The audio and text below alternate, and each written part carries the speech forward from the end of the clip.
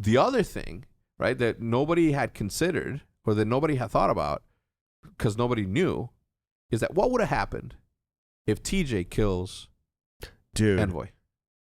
Blake and I was watching that game with Blake. Well, actually, I was talking with Blake and George after that game happened, and Blake was like, "Do you know that nobody knows this right now, but Dylan might have just killed TJ Halley to save OpTic?" And I was like, and I don't know why I hadn't thought of it, but I didn't. And if you go back and watch that whole series, they fought. I mean, those 5, they don't even know.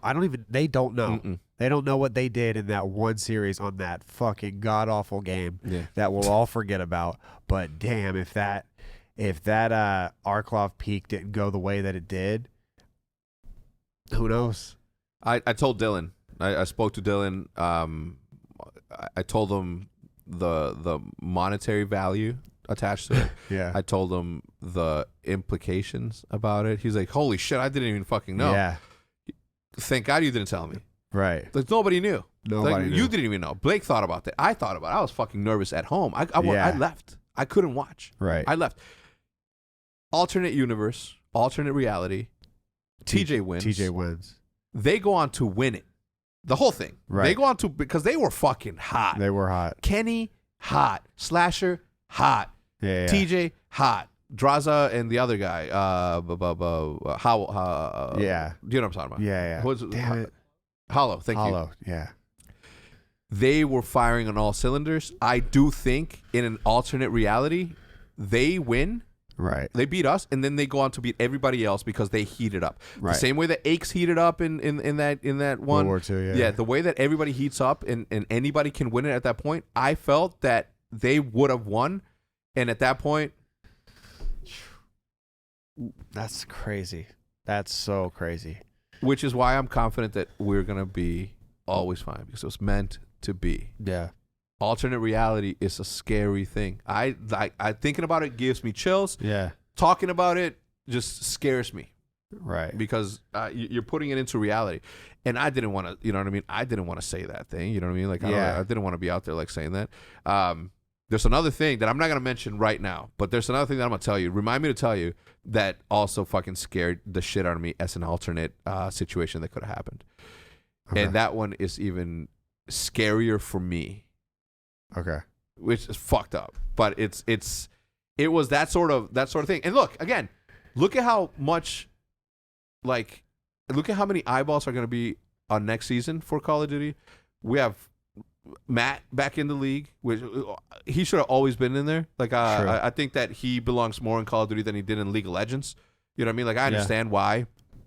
Like, they went into League of Legends. I want to be in League of Legends. You know what I mean? Yeah. Andy and I want to be in League of Legends.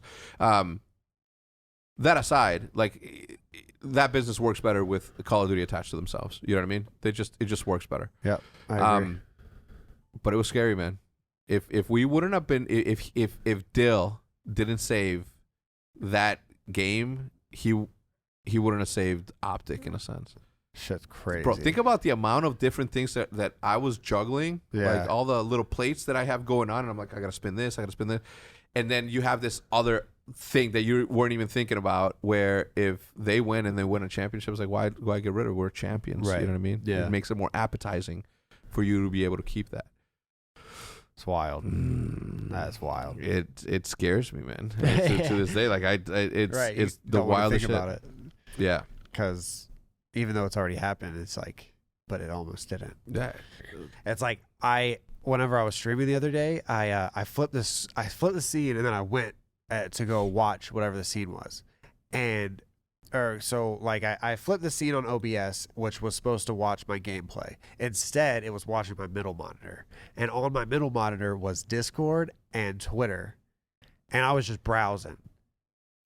And there was never anything wrong. I don't do anything wrong on my Twitter or on Discord.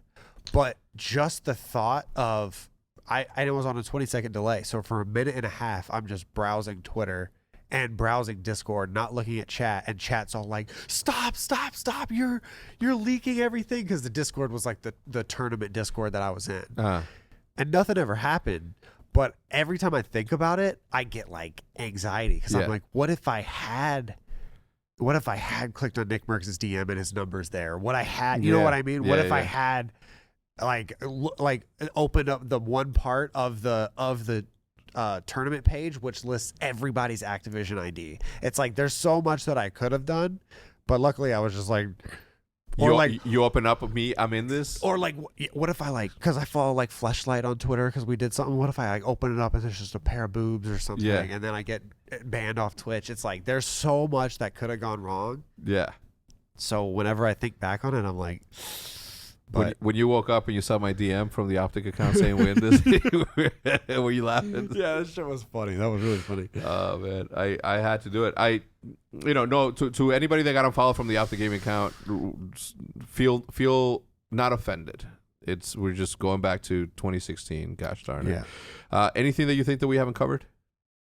I think we're good, man. I think this year, final thoughts, I guess, is thank God we got OpTic back this year because this game 4v4 is going to be very fun to watch. I mean, the game is very unpolished right now, and even at its current state, it's fun as hell to watch, man.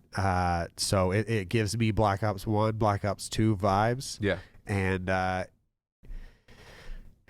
mean, hopefully we can do some, or hopefully the league can figure something out on the production side of things to make it really fun. But I think there's going to be it's going to be a great year for COD. I think so too. I think we're like 17-5. Yeah, I saw Hutch's tweet. You guys been cooking. Yeah, we've been cooking. I get home at 4:00 every day strictly to play game battles matches. Hell yeah. I haven't been happier. I haven't again, it's like everything. And the other thing is like Umu, right? Like we had to change the logo.